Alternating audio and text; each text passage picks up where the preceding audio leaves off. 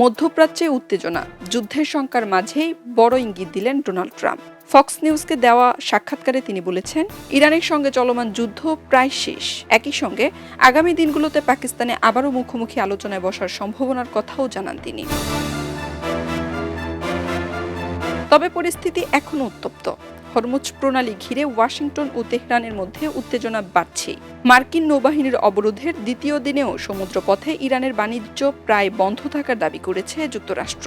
তবে সেই দাবি নিয়ে প্রশ্ন তুলেছে বিবিসি। স্যাটেলাইট তথ্যের ভিত্তিতে তারা জানিয়েছে, অবরোধের মধ্যেই অন্তত 4টি জাহাজ হরমুজ প্রণালী অতিক্রম করেছে। এতে মার্কিন অবরোধের কার্যকারিতা নিয়েও তৈরি হয়েছে নতুন প্রশ্ন। এদিকে ইরানের তেল রপ্তানিতে কোনো ছাড় না দেওয়ার ঘোষণা দিয়েছে যুক্তরাষ্ট্র। তবে এই পদক্ষেপের তীব্র সমালোচনা করেছে চীনের প্রেসিডেন্ট শি জিনপিং। তিনি পরিস্থিতিকে জঙ্গলের আইনের সঙ্গে তুলনা করেছেন। তবে এত সবকিছুর মধ্যেই চলছে নতুন কূটনৈতিক তৎপরতা।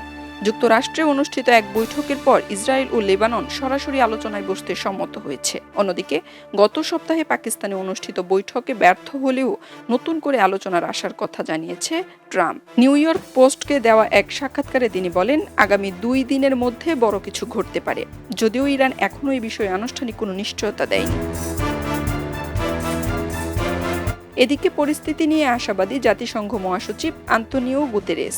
তার মতে, নতুন করে আলোচনা শুরু হওয়ার সম্ভাবনা রয়েছে। তবে একদিকে উত্তেজনা, অন্যদিকে আলোচনার আভাস, সব মিলিয়ে নতুন অনিশ্চয়তায় দাঁড়িয়ে মধ্যপ্রাচ্য। ফলে বিশ্ববাজারে তেলের সরবরাহ নিয়েও তৈরি হয়েছে উদ্বেগ। সব মিলিয়ে যুদ্ধ নাকি শান্তি, এই প্রশ্নের উত্তরে পরবর্তী 48 ঘন্টায় নির্ধারণ করতে পারে মধ্যপ্রাচ্যের ভবিষ্যৎ।